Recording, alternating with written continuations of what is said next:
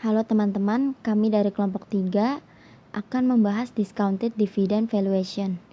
Dosen pengampu kami adalah Ibu Dewi Cahyani Pangestu, SEMM. Nama anggota kelompok kami ada Mutia Aziza Putri, Kansa Safira, Kodija, Retno Julia, Rizky Farah, dan Chandra Melina.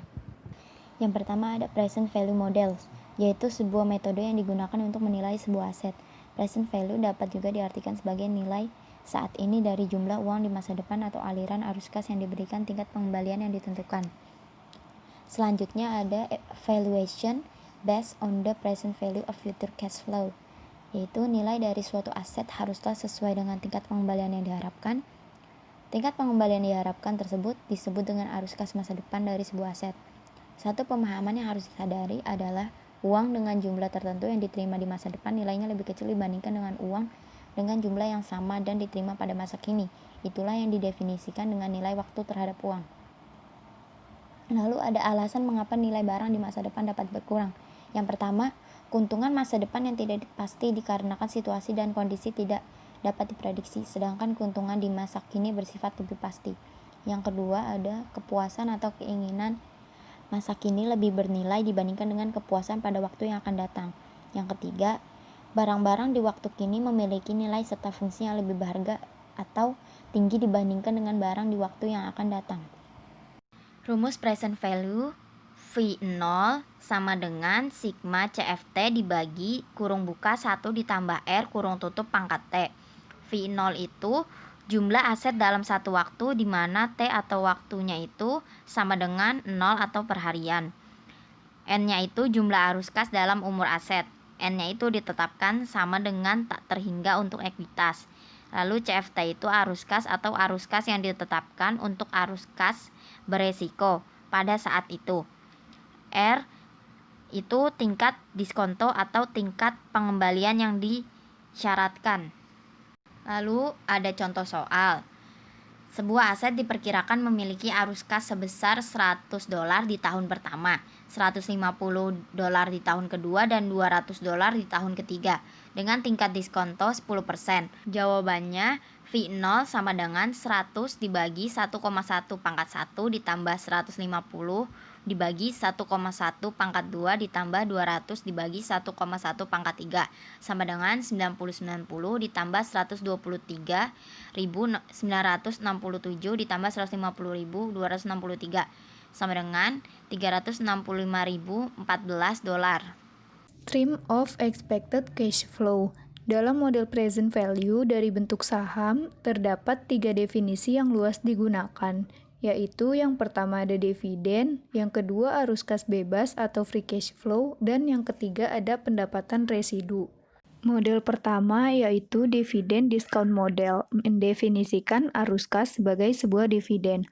Argumen dasar yang digunakan untuk model ini adalah investor yang membeli dan memegang saham umumnya hanya menerima pengembalian uang dalam bentuk dividen.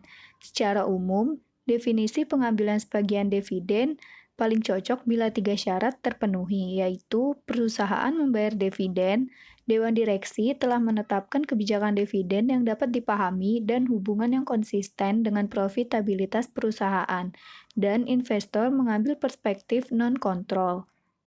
Definisi kedua dari pengembalian adalah arus kas bebas. Istilah arus kas bebas merupakan arus kas sisa yang tersedia bagi perusahaan dalam suatu periode tertentu setelah arus kas tersebut dikurangi dengan biaya operasional perusahaan dan pengeluaran lainnya. Arus kas bebas sangat dibutuhkan dan menguntungkan bagi perusahaan, karena arus kas bebas itu dapat mengidentifikasikan bahwa perusahaan memiliki likuiditas yang baik. Arus kas bebas dibagi menjadi 2, yaitu arus kas positif dan arus kas negatif. Definisi ketiga dari pengembalian dengan bentuk saham adalah pendapatan residu. Secara konsep, residual income adalah laba yang dihasilkan di atas target pengembalian investasi pada suatu aset laba. Residual income dapat dinyatakan sebagai suatu pengukuran yang digunakan untuk melihat sejauh mana pencapaian pendapatan bersih melebihi laba perusahaan yang ditargetkan. Jika laba residu yang dihasilkan lebih besar daripada 0, maka Laba yang didapat melebihi laba yang ditargetkan. Jika laba residu yang dihasilkan kurang dari 0, maka laba yang didapat masih kurang dari laba yang ditargetkan. Pun jika laba residu yang dihasilkan sama dengan 0, maka laba yang didapat sama dengan laba yang ditargetkan. Berikut contoh kasus mengenai laba residu. Diketahui, para pemegang saham menginvestasikan 200 juta dolar ke dalam sebuah perusahaan dengan tingkat pengembalian sebesar 8%. Setiap tahun, perusahaan memperoleh laba bersih sebesar 18 juta dolar. Maka, berapakah laba residu atau laba yang dapat ditambahkan perusahaan kepada pemegang saham? Rumus dari laba residu adalah laba usaha bersih dikurang tingkat pengembalian minimum dari investasi dikali aset operasional total. Maka dari kasus tersebut dapat dihitung menjadi laba residu sama dengan 18 juta dolar dikurang 0,08 dikali 200 juta dolar sama dengan 18 juta dolar dikurang 16 juta dolar sehingga dapat diketahui bahwa perusahaan dapat memberikan nilai tambah kepada pemegang saham sebesar 2 juta dolar. Dividend Discounted Model. DDM atau Dividend Discounted Model adalah pendekatan nilai sekarang yang paling sederhana dan tertua untuk menilai saham. Menurut Tande Lilin, model diskonto dividen merupakan model untuk menentukan estimasi harga saham dengan mendiskontokan semua aliran dividen yang akan diterima di masa mendatang. DDM adalah salah satu metode klasik yang digunakan untuk menentukan harga wajar saham. Idenya sederhana. Harga wajar dari suatu saham merupakan present value dari seluruh dividen yang akan didapatkan di masa mendatang. Pemikirannya juga cukup logis, karena memang jika seorang investor membeli suatu saham dan memegangnya selama-lamanya, maka hasil investasinya hanyalah dividen yang diberikan oleh perusahaan. Value perusahaan adalah present value dari potensi keseluruhan dividen yang akan diterimanya. The expression for a single holding period atau periode tunggal. Dari perspektif pemegang saham yang membeli dan memegang saham, arus kas yang akan ia dapatkan adalah dividen yang dibayarkan padanya dan harga pasar saham ketika ia menjualnya. Jika seorang investor ingin membeli saham dan menahannya selama 1 tahun, nilai saham itu hari ini adalah nilai sekarang dari dividen yang diharapkan untuk diterima di saham ditambah nilai sekarang dari harga jual yang diharapkan dalam 1 tahun. Contoh soal. Misalkan seorang investor mengharapkan Carrefour SA atau NYSE Euronext Paris CA membayar dividen 1,10 euro tahun depan, Anda mengharapkan harga saham CA menjadi 53,55 euro dalam 1 tahun. Tingkat pengembalian yang diperlukan untuk saham CA adalah 9%. Berapa estimasi Anda tentang nilai saham CA dengan mendiskontokan dividen yang diharapkan dari 1,10 euro dan harga penjualan diharapkan dari 53,55 euro. Dengan pengembalian yang diperlukan atas ekuitas sebesar 9%. Kami memperoleh dari soal tersebut, kita mengetahui bahwa D1 atau dividen yang diharapkan untuk diterima diasumsikan dibayar pada akhir tahun sebesar 1,10 euro. Dan P1 atau harga jual yang diharapkan dalam 1 tahun adalah 53,55 euro. Dan R atau tingkat pengembalian bunga yang diperlukan pada saham senilai 9% atau sama dengan 0,09. Oleh karena itu, kita hanya tinggal memasukkan rumusnya saja. Balik lagi kepada rumus, V0 sama dengan D1 dibagi 1 plus R pangkat 1 ditambah P1 dibagi 1 plus R pangkat 1 sama dengan D1 plus P1 dibagi 1 plus R pangkat 1. Kita dapat memasukkan. Oleh karena itu, V0 sama dengan 1,10 ditambah 53,55 dibagi 1 plus 0,09 dipangkatin 1 sama dengan 54,65 dibagi 1,09. Oleh karena itu, nilai saham CA adalah, estimasi nilai saham CA adalah 50,14 euro. The expression for multiple holding period.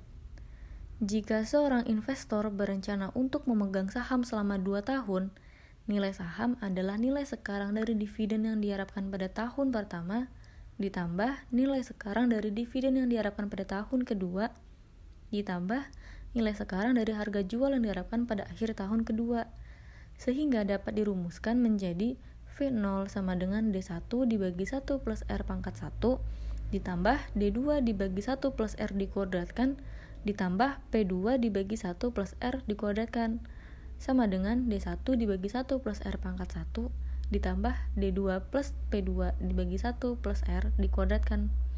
Atau V0 sama dengan D1 dibagi 1 plus R pangkat 1 ditambah Pn 1 plus R pangkat N. Contoh soal. Untuk 5 tahun ke depan, dividen tahunan saham diharapkan menjadi $2, $2,1, $3,5, dan $3,75. Selain itu, harga saham diperkirakan menjadi $40 dalam 5 tahun. Jika return on equity yang diperlukan adalah 10%, berapakah nilai saham ini? Nilai saham dari arus kas masa depan yang diharapkan dapat ditulis sebagai V0 sama dengan 2 dibagi 1,1 pangkat 1 ditambah 2,1 dibagi 1,1 pangkat 2 ditambah 2,2 dibagi 1,1 pangkat 3 ditambah 3,5 dibagi 1,1 pangkat 4 ditambah 3,75 dibagi 1,1 pangkat 5 ditambah 40 dibagi 1,1 pangkat 5 sama dengan 1,818 ditambah 1,736 ditambah 1,653 ditambah 2,391 ditambah 2,328 ditambah 24,837 sehingga V0 sama dengan $34,76. Jadi, 5 dividen memiliki total nilai sekarang $9,926 dan stok terminal nilai memiliki nilai sekarang $24,837 dengan total nilai saham $34,76. Bentuk umum dari model diskon dividen pertama kali disajikan oleh John Bohr Williams. Dari perspektif seorang investor, nilai saham tergantung pada semua dividen masa depan. Untuk investor itu, nilai saham hari ini tergantung langsung pada dividen yang diharapkan investor terima sebelum saham dijual dan secara tidak langsung terhadap dividen yang diharapkan setelah saham dijual, karena dividen masa depan menentukan harga jual yang diharapkan. Atau dapat dirumuskan menjadi V0 sigma T dt dibagi 1 plus R pangkat T atau V0 sama dengan D1 dibagi 1 plus R pangkat 1 ditambah Pn dibagi 1 plus R pangkat N. Dalam praktiknya, tentu saja analis tidak dapat membuat ramalan terperinci dan individual dari jumlah dividen yang tidak terbatas. Menggunakan DDM, masalah peramalan harus disederhanakan. Ada 2 pendekatan luas, masing-masing memiliki beberapa variasi. Yang pertama, dividen masa depan dapat diperkirakan dengan menetapkan aliran dividen masa depan ke salah satu dari beberapa pola pertumbuhan bergaya. Pola yang paling umum digunakan adalah pertumbuhan konstan selamanya atau model pertumbuhan Gordon, 2 tahap pertumbuhan yang berbeda atau model pertumbuhan 2 tahap dan model H, 3 tahap pertumbuhan yang berbeda atau model pertumbuhan 3 tahap. Kemudian pendekatan yang kedua, sejumlah dividen yang terbatas dapat diperkirakan secara individual hingga titik terminal dengan menggunakan analisis laporan keuangan pro forma. Misalnya, biasanya ramalan seperti itu akan diperpanjang dari 3 hingga 10 tahun ke depan. Selanjutnya ada The Gordon Growth Model, dikembangkan oleh Gordon dan Shapiro pada tahun 1956 dan Gordon pada tahun 1962. Mengasumsikan dividen berkembang terus-menerus pada tingkat yang konstan. The Gordon Growth Model Equation. Pola paling sederhananya dengan rumus DT sama dengan DT-1 dikali 1 ditambah G, di mana G merupakan harapan tingkat pertumbuhan konstan pada dividen. dan DT adalah harapan utang dividen pada waktu T. Contoh yang diketahui D0 sama dengan 10 euro. Diramalkan tingkat perkembangan dividen sebesar 5%. Dividen yang diharapkan pada waktu T sama dengan 1 adalah D0 dikali 1 ditambah G. 10 euro dikali 1 ditambah 0,05. Jadinya 10 euro dikali 1,05 sama dengan 10,5 euro. Pada setiap waktu T, DT juga setara dengan dividen T sama dengan 0. Dimajemukkan pada G untuk periode T. Dengan rumus DT sama dengan D0 dikali 1 ditambah G pangkat T. Contohnya, ditanya berapa dividen yang diharapkan pada akhir tahun kelima. Pada akhir tahun kelima, dividen yang diharapkan ialah sebesar D5 sama dengan D0 dikali 1 ditambah G pangkat T sama dengan 10 euro dikali 1,05 pangkat 5 sama dengan 12,76 euro. Maka dapat dilihat dividen pada akhir tahun kelima ialah sebesar 12,76 euro. Jika D0 dikali 1 ditambah G pangkat D disubstitusikan pada persamaan sebelumnya, akan membentuk model Gordon-Growth. Apabila seluruh istilah telah ditulis, maka akan terbentuk persamaan berikut. Persamaan ini bisa dipersingkat menjadi V0 sama dengan D0 kali 1 tambah G dibagi R kurang G, atau V0 sama dengan D1 dibagi R dikurang G. Pada persamaan ini, perlu ditekankan bahwa required return pada ekuitas harus lebih besar daripada tingkat pertumbuhan yang diharapkan, atau R lebih besar dari G. Apabila R lebih kecil atau sama dengan G, artinya persamaan di atas sebagai formula yang lebih singkat untuk mengasumsikan nilai pertumbuhan konstan tidak benar. Apabila R sama dengan G, artinya pertumbuhan dividen pada tingkat yang sama di mana mereka adalah didiskon. Maka nilai dari saham sebagai jumlah yang tidak didiskon dari seluruh dividen yang diharapkan ialah tak hingga. Bila R lebih kecil dari G, artinya dividen bertumbuh lebih cepat dari mereka yang didiskon, maka nilai saham menjadi tak hingga. Di sini ada contoh soal, yaitu tentang penilaian menggunakan model Gordon-Growth.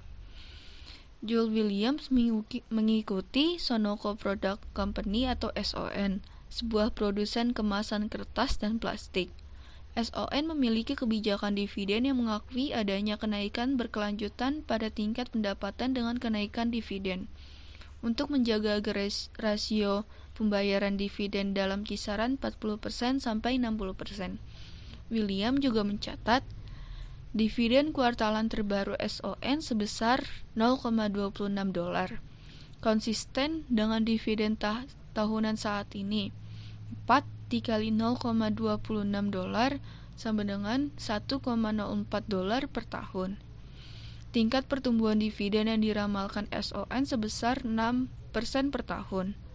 Dengan beta sebesar 1,13, mendapatkan equity risk premium sebesar 4,5% dan tingkat risk free sebesar 5%.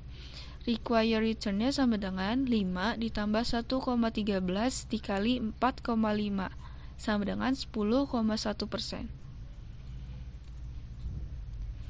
Williams yakin bahwa model Gordon-Growth mungkin bisa menjadi model yang layak untuk menilai SON. Soal yang pertama, kalkulasikan model Gordon-Growth untuk menilai saham SON. Dan yang kedua, harga pasar terbaru untuk saham SON sebesar 30,18. Gunakan jawaban tersebut untuk menjawab apakah saham SON fairly value, under value, atau over value. Jawabannya, dengan menggunakan persamaan yang di atas, maka V0 sama dengan D0 ditambah 1 dikali 1 ditambah G dibagi R dikurang G sama dengan $1,04 itu berasal dari dividen awal dikali dengan 1,06 yaitu dari tingkat pertumbuhan yang diharapkan dibagi dengan 0,101 dari required return lalu dikurangin 0,06 itu growth sama dengan $1,1 dibagi 0,041 sama dengan $26,89. Jadi nilai saham SON ialah sebesar $26,89. Harga pasar saham SON ialah sebesar $30,18. Lebih tinggi $3,29 atau setara dengan 12% lebih tinggi dari perhitungan model Gordon Growth dengan estimasi nilai intrinsik sebesar $26,89. Saham SON terlihat overvalue jika dilihat dari estimasi model Gordon Growth. Model Gordon Growth juga dapat digunakan untuk menilai bentuk non-callable dari sebuah saham preferred, fixed rate perpetual preferred stock atau saham dengan tingkat dividen terspesifikasi memiliki klaim pada pendapatan terdahulu dari common stock dan tidak ada tanggal maturity. Dengan growth sama dengan 0, yang ialah benar karena dividennya tetap untuk beberapa saham preferred, model Gordon Growth-nya menjadi V0 sama dengan D dibagi R. Contoh soalnya menilai non-callable fixed rate perpetual preferred stock. Kansas City Southern Preferred 4%. Diterbitkan pada tanggal 2 Januari 1963, memiliki par value sebesar $25 per saham. Maka saham yang dibayar sebesar 0,04 dikali dengan $25 sama dengan $1 pada dividen tahunan. Required return pada sekuritas ini diestimasikan sebesar 9%. Estimasikan nilai dari masalah ini. Jawabannya V0 sama dengan D dibagi R sama dengan $1 dibagi 0,09% sama dengan $11,11. Jadi nilai dari saham preferred KSU PR ialah sebesar $11,11. Model Gordon Growth juga mengakomodir kemungkinan adanya penurunan dividen atau tingkat pertumbuhan negatif pada dividen yang dapat diilustrasikan di bawah ini. Pertambangan Afton adalah sebuah perusahaan profitable yang berharap untuk bisa membayar dividen sebesar $4,25 tahun depan. Karena hal tersebut menghabiskan properti perkembangannya, estimasi terbaik ialah dividen tersebut akan menurun selamanya pada tingkat 10%. Tingkat required return pada saham Afton sebesar 12%. Berapa nilai saham Afton? Jawabannya V0 sama dengan D dibagi R dikurang declining rate. 4,25 berasal dari dividen yang akan dibayarkan tahun depan dibagi dengan 0,12 itu dari required return dikurang minus 0,10 karena dia menurun. Hasilnya $19,32. Jadi pertumbuhan negatif saham menghasilkan $19,32 pada penilaian saham. Yang selanjutnya ada the links among dividend growth, earning growth, and value appreciation in the Gordon Growth model. Model Gordon Growth mengartikan serangkaian hubungan dari tingkat pertumbuhan dividen, pendapatan, dan nilai saham. Jika harga efisien, harga sama dengan nilai, harga sangat diharapkan untuk tumbuh pada tingkat G. Jika terdapat kesalahan harga atau harga berbeda dengan nilai, tingkat sebenarnya dari kenaikan modal tergantung pada penyebab kesalahan harga dan seberapa cepat hal tersebut dibetulkan.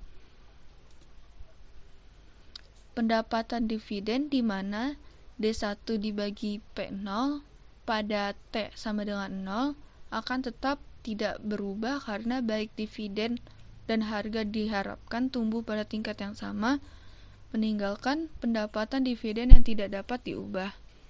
Sebagai contoh, anggap penjualan saham sebesar 50 euro, 50.000 euro dengan forward dividen yield atau pendapatan dividen berdasarkan dividen yang diantisipasi selama 12 bulan mendatang sebesar 2% berdasarkan pada dividen diharapkan sebesar 1 euro. Estimasi dari DOT sebesar 5,5% per tahun, pendapatan dividen sebesar 2%, pendapatan capital gain sebesar 5,5%, dan total return sebesar 7,5% diharapkan sama pada T sama dengan 0 pada suatu poin di masa depan. Selanjutnya ada share repurchase. Permasalahan pada pentingnya peningkatan di banyak pasar berkembang adalah pembelian kembali saham atau share repurchase. Share repurchase dan dividen tunai memiliki beberapa fitur khusus. Yang pertama ada share repurchase melibatkan pengurangan jumlah saham yang beredar. Share repurchase tidak menjadikan sebuah perusahaan sebagai pihak yang berkomitmen untuk mempertahankan share repurchase pada tingkat tertentu. Dividen tunai cenderung lebih dapat diprediksi pada bentuk uang dan lebih dapat diprediksi dalam hal waktu. Share repurchase lebih bersifat netral.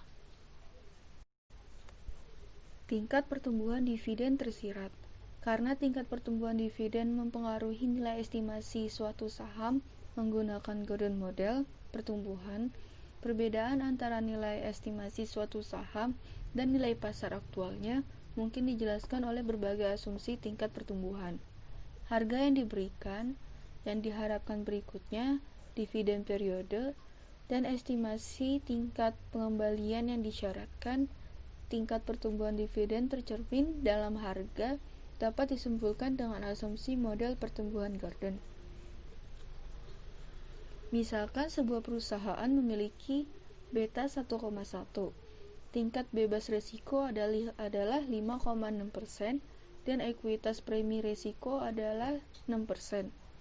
Dividen saat ini sebesar $2. Diperkirakan akan tumbuh sebesar 5% tanpa batas. Harga saham adalah $40. Yang pertama yang ditanyakan, perkirakan nilai saham perusahaan dan tentukan tingkat pertumbuhan dividen konstan yang akan diperlukan untuk membenarkan harga pasar $40. Untuk jawaban yang pertama, tingkat pengembalian yang disyaratkan adalah 5,6% ditambah 1,1 dikali 6% sama dengan 12,2%. Nilai satu saham menggunakan model pertumbuhan Gordon adalah V0 sama dengan D0 dikali 1 ditambah G dibagi R dikurang G sama dengan 2 dikali 1,05 dibagi 0,122 dikurang 0,05 sama dengan 2,1 dibagi 0,072 sama dengan $29,17. Solusi untuk 2. Perkiraan penilaian model $29,17 kurang dari pasar dengan nilai $40 sehingga harga pasar harus memperkirakan tingkat pertumbuhan di atas diasumsikan 5%. Dengan asumsi bahwa model dan asumsi pengembalian yang diperlukan adalah sesuai, tingkat pertumbuhan dalam dividen yang diperlukan untuk membenarkan harga saham $40 bisa dihitung dengan mengganti semua nilai yang diketahui ke dalam persamaan model pertumbuhan Gordon, kecuali untuk G. Dengan memasukkan persamaan model Gordon ini, ditemukan bahwa G sama dengan 0,0686 atau dengan tingkat pertumbuhan dividen diharapkan 6,86% diperlukan untuk harga saham menjadi dihargai dengan benar dengan harga pasar $40. Selanjutnya ada nilai sekarang dari peluang pertumbuhan atau present value of growth opportunity. Nilai suatu saham dapat dianalisis sebagai jumlah dari 1. Nilai perusahaan tanpa reinvestasi pendapatan, dan 2. Nilai sekarang dari peluang pertumbuhan atau present value of growth opportunity atau PVGO. Juga dikenal sebagai nilai pertumbuhan, menjumlahkan nilai yang diharapkan dari peluang hari ini untuk menginvestasikan kembali laba masa depan secara profesional. Pada bagian ini kami menggambarkan dekomposisi ini dan membahas bagaimana hal itu dapat ditafsirkan untuk menambahkan wawasan tentang pandangan pasar tentang bisnis perusahaan dan prospek. Kemudian ada rumus partitioning value, growth and no growth components.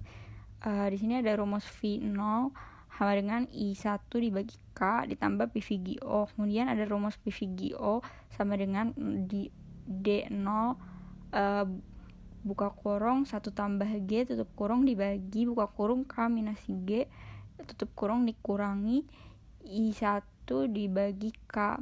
PVGO mencerminkan present value of growth opportunity, dan I1 mencerminkan earning per share untuk periode pertama. Jika harga mencerminkan nilai P0 sama dengan P0, maka P0 dikurang I1 dibagi R memberikan perkiraan pasar tentang harga perusahaan nilai pertumbuhan atau PVGO. Mengacu kembali ke contoh 3/6, anggaplah bahwa IMSIX diharapkan memiliki EPS rata-rata $0,79. Jika didistribusikan semua pendapatan sebagai dividen, diperlukan pengembalian 9,25% dan harga saat ini memberi $18,39. Dengan memasukkan persamaan PVGO, ditemukan bahwa PVGO-nya sama dengan $9,85. Dengan demikian 54% atau didapatkan dari $9,85 dibagi $18,39 sama dengan 0,54 atau 54% dari nilai perusahaan, sebagaimana tercermin di pasar harga disebabkan oleh nilai pertumbuhan. Berdasarkan data dari awal Oktober 2008, menggambarkan nilai pertumbuhan mewakili sekitar 65% dari nilai pasar perusahaan teknologi Google. Banyak persentase lebih kecil dari nilai McDonald, dan untuk Messi, nilai pertumbuhan tampak menjadi negatif. Misalkan para analis umumnya negatif terhadap prospek bisnis perusahaan dan investasi kembali di dalamnya mungkin tidak mencakup semua biaya termasuk biaya dana. Itu bisa menunjukkan harga saham tersebut dalam jeda pasar yang parah telah kehilangan kontak dengan fundamental, atau satu bulan sebelumnya harga saham perusahaan kira-kira 2 kali lipat, atau mungkin mengindikasikan bahwa perkiraan nilai pertumbuhan per saham terlalu tinggi karena estimasi pendapatan yang terlalu tinggi dan atau estimasi pengembalian atas ekuitas terlalu rendah. Ini adalah tabel dari nilai beta R atau return, I1 atau earning untuk periode pertama, price atau harga, earning 1 dibagi return, percent value growth opportunity sama percent value per growth opportunity per price. Di sini ada perusahaan yang tadi kita sebutkan, ada Google, McDonald, and Messi. Kemudian dari tingkat pengembalian dibutuhkan diperkirakan menggunakan CAPM dengan input berikut: beta dari laporan saham standar dan POR 4,3% dengan tingkat T obligasi Amerika Serikat 30 tahun untuk tingkat pengembalian bebas risiko, dan 4,5% untuk premi risiko ekuitas. Selanjutnya ada Gordon Growth Model dan rasio harga terhadap penghasilan. Menggunakan model pertumbuhan Gordon, ungkapan untuk P per E dalam hal fundamental dapat dikembangkan. Ungkapan ini memiliki 2 kegunaan. Yang pertama, ketika digunakan dengan perkiraan input ke model, analisis memperoleh P per I yang dibenarkan fundamental dikurang P per I yang adil, dijamin atau dibenarkan berdasarkan dasar-dasar mengingat bahwa model penilaian sesuai. Analis kemudian dapat menyatakan pandangan tentang nilai dalam hal bukan dari nilai model pertumbuhan Gordon, tetapi dari P per I yang dibenarkan. Karena P per I diakui secara luas, model ini mungkin merupakan cara efektif untuk berkomunikasi analisis. Yang kedua, analisis juga dapat menggunakan ekspresi untuk P per I untuk menimbang apakah perkiraan pendapatan pertumbuhan yang dibangun ke dalam harga saham saat ini masuk akal Apakah yang diharapkan tingkat pertumbuhan pendapatan tersirat oleh P per I pasar aktual? Apakah itu tingkat pertumbuhan yang masuk akal? Kemudian ada rumus mencari PO per I1. Ada rumus PO per I1 sama dengan D1 dibagi I1 dibagi R minus G sama dengan 1 min B dibagi R min G. Ini mewakili P per I terkemuka yang merupakan harga saat ini dibagi dengan pendapatan tahun depan. Atau jika PO DO 1G dibagi R minus G dibagi dengan laba per saham tahun berjalan IO, hasilnya adalah 1 minus B dikali 1 ditambah G dibagi R min G. Ungkapan untuk trailing P per I yang merupakan harga saat ini dibagi dengan trailing tahun saat ini sama dengan pendapatan. Kemudian di sini ada contoh soal. Harry Tris ingin menggunakan model pertumbuhan Gordon untuk menemukan P per I yang dapat dibenarkan perusahaan Prancis Carrefour SA, pengencer makanan global yang berspesialisasi dalam hypermarket dan supermarket. Trice telah mengumpulkan informasi berikut. Harga saham saat ini 47,46 euro. Kemudian membutuhkan pendapatan tahunan per saham 3,22 euro. Level dividen tahunan saat ini 1,03 euro. Tingkat pertumbuhan dividen 7%, tingkat bebas risiko 4,4%, premium risiko ekuitas 6,39%, beta versus indeks CAC 0,72. Soalnya, satu hitung trailing dibenarkan dan memimpin P per IS berdasarkan model pertumbuhan Gordon. Yang kedua, berdasarkan pada trailing P per I yang dibenarkan dan P per I yang sebenarnya. Tentukan apakah si E adil dihargai dinilai terlalu tinggi atau undervalue.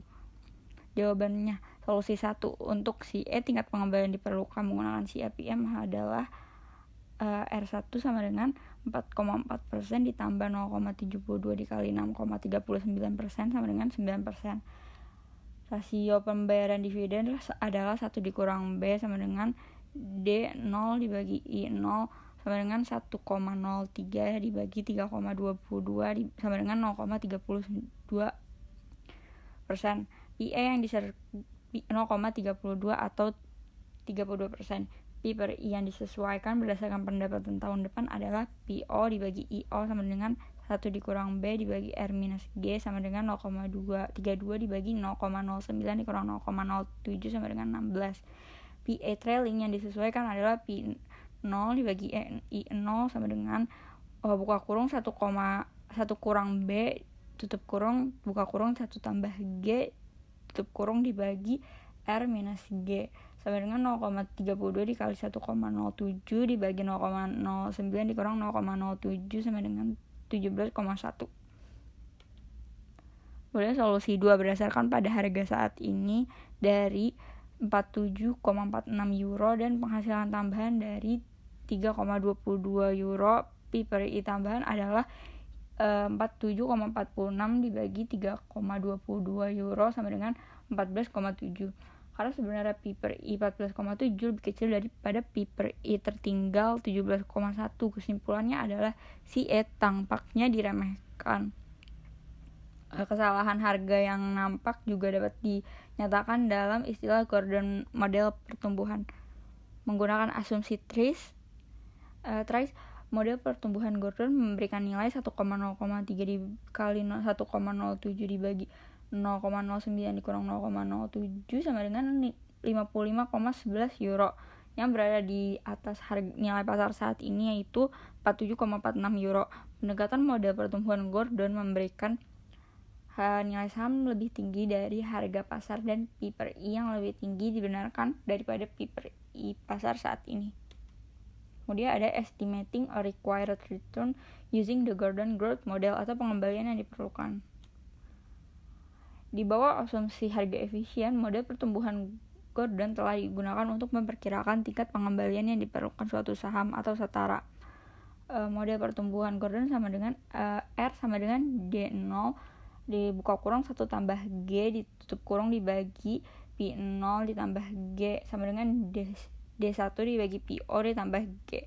R menunjukkan tingkat pengembalian internal tingkat R terdiri dari dua bagian, yaitu hasil dividen atau di D1 dibagi PO dan capital gain atau apresiasi atau G. Kemudian ada contoh soal. Bob Ingiguaito CVA telah diberi tugas untuk mengembangkan estimasi pengambilan rata-rata untuk daftar saham sebagai persiapan untuk optimalisasi portofolio. Dalam daftarnya adalah FPL Group. Pada analisis, ia memutuskan bahwa model FPL yang tepat menggunakan model pertumbuhan Gordon, dan ia menganggap harga sebagai mencerminkan nilai. Perusahaan membayar dividen sebesar $2,24 selama tahun lalu, dan harga saham saat ini adalah $56,6. Tingkat pertumbuhan dividen dan laba masing-masing per saham adalah 4,01% dan 5,3% selama 5 tahun terakhir. Perkiraan konsensus analis tentang tingkat pertumbuhan pendapatan 5 tahun adalah 7%. Berdasarkan analisisnya sendiri, Ingiguaito telah memutuskan untuk menggunakan 5,50% sebagai estimasi terbaik untuk mendapatkan jangka panjang dan tingkat pertumbuhan dividen. Dividen yang diproyeksikan tahun depan D1 akan menjadi $2,24 dikali 1,055 atau sama dengan $2,363. Menggunakan model pertumbuhan Gordon, berapakah tingkat pengembalian yang diharapkan FPL seterusnya? Jawabannya adalah dengan menggunakan rumus R sama dengan D1 dibagi PO ditambah G, atau R sama dengan D0 dikali 1 tambah G dibagi PO ditambah G. Dihasilkan R-nya sama dengan 0,0967 atau 9,67%. Dengan tingkat pengembalian yang diharapkan dapat dibagi menjadi dua komponen, yaitu hasil dividen yang didapatkan dari D1 dibagi PO jadi 4,1%, dan hasil capital gain yaitu G sama dengan 5,50%.